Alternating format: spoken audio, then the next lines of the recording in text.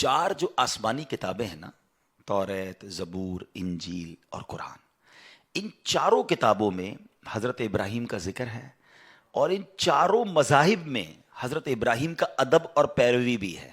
ये बड़ी कमाल की बात है कि he is acceptable in all four, हम कह सकते हैं कि जो आसमानी किताबें हैं और इन आसमानी मज़ाहिब में, इन सब में इनकी बड़ी इज्जत है और इनका ये बड़ा मकाम है।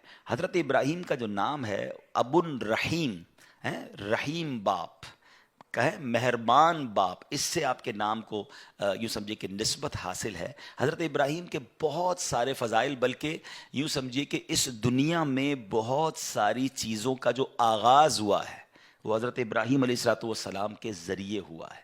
आप अबुल अंबिया भी कहलाते हैं, यानी आप जो है अपने बाद आने वाले तमाम नबियों के वालिद हैं। आपने काबे की तामीर के बाद ये दुआ भी की थी कि अल्लाह मेरी नस्ल में, मेरी औलाद में वो नबी अता फरमा जो आखिरी नबी हैं। तो सुभान अल्लाह, बाकी अंबिया भी और ख़ुद सरकार दो आलम अलैहिस्सलाम भी हज़रत इब्राहीम की औलाद में से हैं। अच्छा, एक बड़ी और ख़ूबसूरत बात जो शायद लोगों को नहीं पता कि सरकार दो आलम अलैहिस्सलाम से शक्ल में मुशाबहत, यानी नबी पाक से चेहरा अनवर में सिमिलैरिटी जो है तमाम नबियों में सबसे ज़्यादा हज़रत इब्राहीम अलैहिस्सलाम में।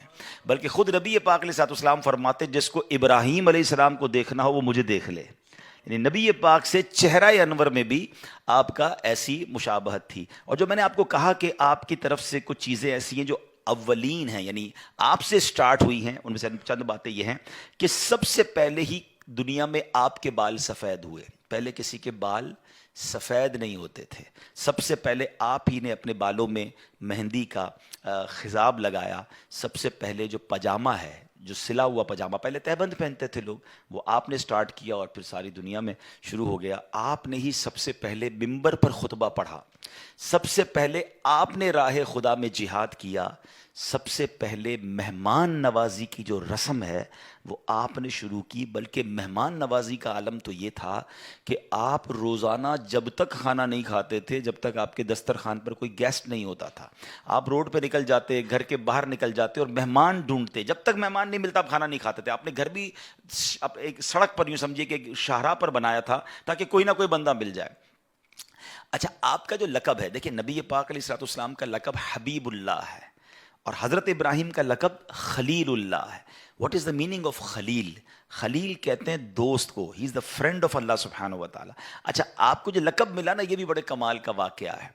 आप एक बार खाने का टाइम हुआ तो आप मेहमान के इंतज़ार में बहुत ढूंढा, बाहर निकले, ढूंढते रहे, कोई मेहमान नहीं मिला। वापस आए तो आपके घर में एक शख्स मौजूद था। आपने कहा मेरे घर में आप कैसे आ गए, किसकी इजाज़त से आए, कैसे आए? तो कहा मैं इंसान नहीं हूँ, मैं फ़रिश्ता हूँ। तो कहा अच्छा, किस लिए आए हो? कहा अल्लाह का पैगाम लेकर आया हूँ कि अल्लाह ने अपने एक बंदे को अपना दोस्त बना लिया है, खलील बना लिया है। आप बड़े एक्साइटेड हुए। आपने कहा जल्दी बताओ वो बंदा कौन है, अगर उसका घर बहुत भी दूर हुआ तो मैं बहुत ट्रैवल करके भी उसके पास जाऊंगा और उससे मिलूंगा जिसको रब ने खलील बना लिया है। तो फरिश्ता कहता है हुजूर किसी और को नहीं, अल्लाह ने आपको ही अपना खलील बनाया है। आप कहते हैं what is the reason behind this, वजह क्या है, मुझे खलील क्यों बना लिया? अब आजी भी देखे ना।